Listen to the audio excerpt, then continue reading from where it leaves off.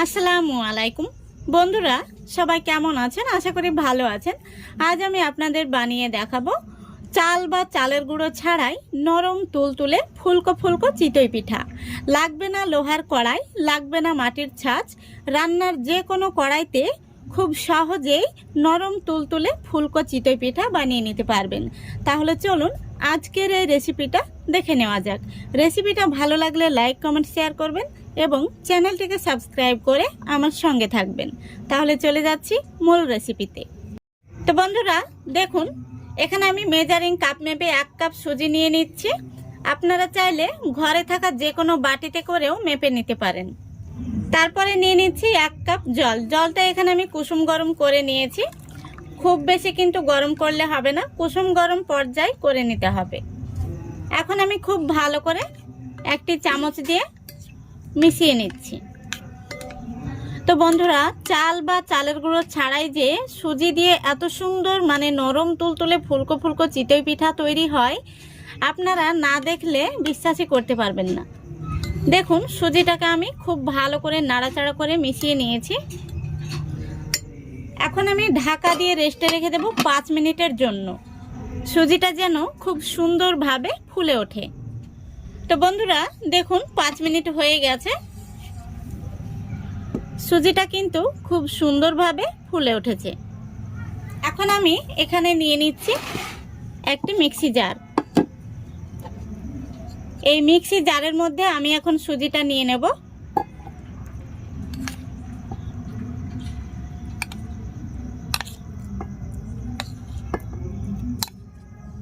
দেখুন, সম্পূর্ণ সুজিটা আমি মিক্সি জারের মধ্যে নিয়ে নিয়েছি। এখন আমি ঢাকনাটা লাগিয়ে খুব সুন্দর করে একটি পেস্ট বানিয়ে নেব।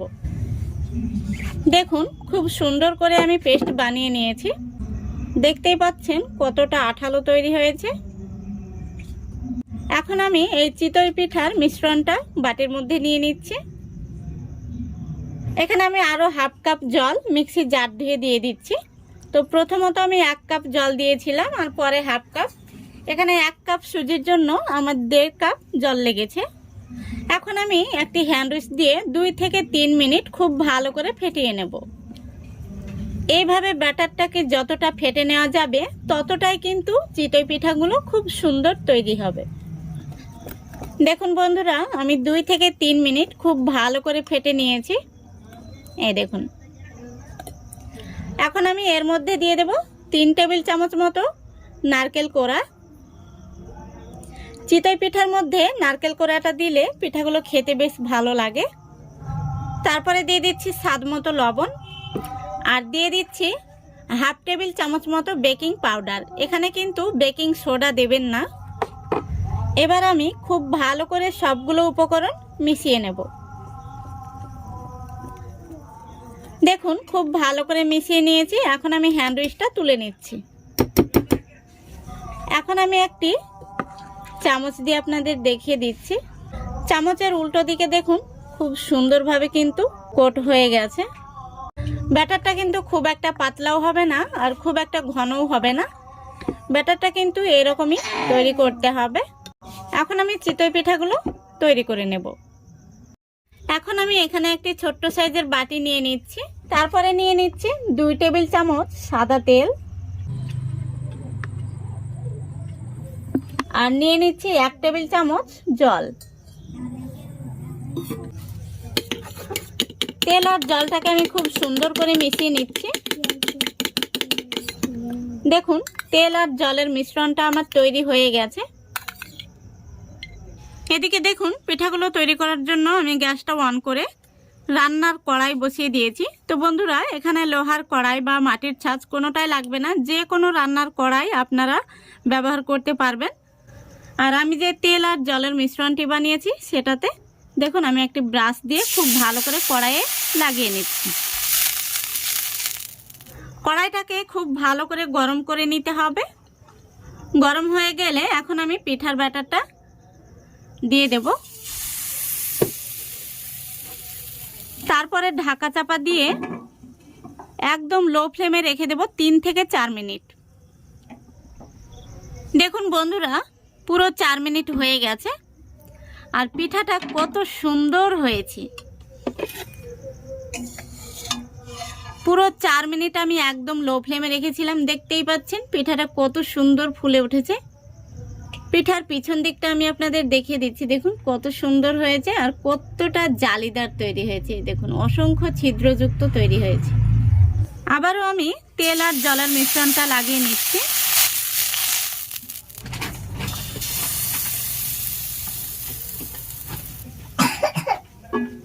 তারপরে আবারও আমি ঢাকা চাপা দিয়ে রেখে দেব 4 মিনিটের জন্য। দেখুন বন্ধুরা, আবারও 4 মিনিট হয়ে গেছে আর পিঠেটা কত সুন্দর হয়েছে। এই দেখুন, আশা করি দেখতে পাচ্ছেন। এই দেখুন, একইভাবে সবগুলো পিঠা তৈরি করে নেব।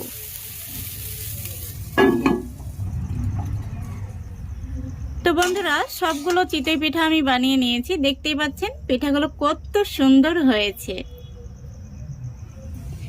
এই চিতই পিঠাগুলো তুলোর মতো নরম। এই দেখুন, আমি আপনাদের কাছে থেকে দেখিয়ে দিচ্ছি। দেখতেই পাচ্ছেন কতটা নরম তুলতুলে। পিঠাটা আমি আপনাদের ভেঙেও দেখিয়ে দিচ্ছি, ভেতর থেকে কতটা জালিদার তৈরি হয়েছে। এই দেখুন, অসংখ্য ছিদ্রযুক্ত তৈরি হয়েছে। চিতই পিঠাগুলো পরিবেশন করার জন্য এখানে আমি মধু নিয়েছি। আপনারা চাইলে খেজুর গুড় দিয়েও পরিবেশন করতে পারেন। তো আশা করছি আজকের এই রেসিপিটা আপনাদের ভালো লেগেছে। যদি ভালো লেগে থাকে অবশ্যই লাইক, কমেন্ট, শেয়ার করে দেবেন এবং চ্যানেলটিকে সাবস্ক্রাইব করে অল নোটিফিকেশানটি অন করে সঙ্গে থাকবেন।